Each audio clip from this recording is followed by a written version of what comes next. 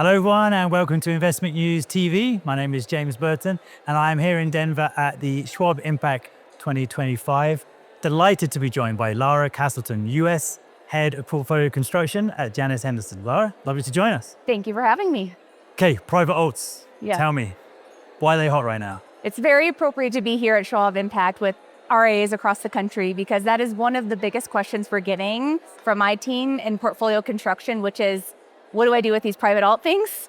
It's no secret that they've become a lot more available to the retail environment. And a lot of advisors that we work with have just been generally looking for diversification within their portfolios. There have been 7 names that have driven the market for so long. Where can they go next? And private alts have shown that they have held up broadly with some strong returns, lower volatility. And so there's a lot of interest in that space.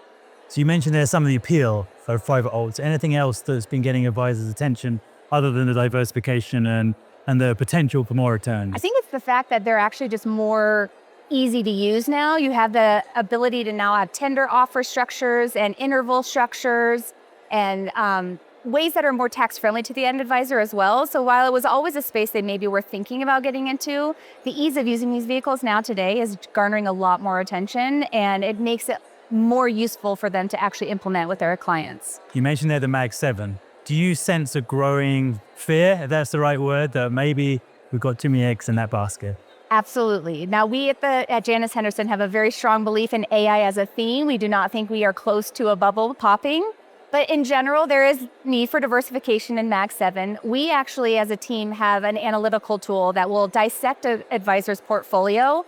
We, for years, have also had a sleeve that does that with private alts. So one of the things as advisors are looking into this new space for diversification, they should absolutely be considering what their public portfolio is doing. How should they be funding private alts? Does it overlap with already existing risk? And that's where our team has really come into play over the next couple of years, or the last couple of years, which is just making sense of the space in the broader context of the public market. You alluded to it there, but how should an advisor use private alts then in the client's portfolio? So what we do with advisors is they generally will have model portfolios for every client, not always the same.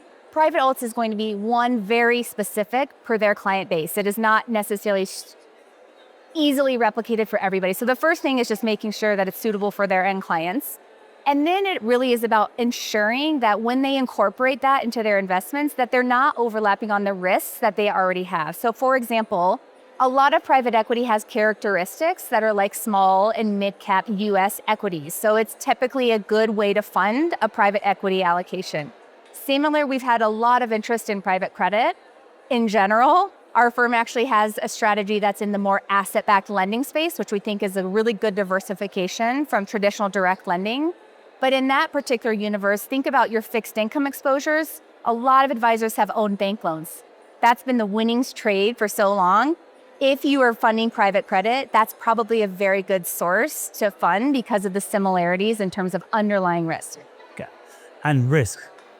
Good segue into my next question. Everything comes with some risk, but what should advisors be aware of if this sounds like a good fit for them? That is the thing that we are hammering the most. Private alts, the appeal is that there is no volatility on the surface. So it is really just being mindful that while these trade a lot less frequently than a daily ETF, for example, there still could be potential underlying risks. So it is finding the right manager that can balance those exposures. And then it's diversifying your basket of private alts as well, not going all in on just direct lending, as I mentioned, looking at this new universe of asset-backed lending as a pair. So lots of factors that can go into it. Fantastic. Well, Lara, thanks so much for joining us. Yes. And I hope you enjoy the rest of the conference. Thank you so much. Thanks to you too for joining us here on Investment News TV. We'll see you next time.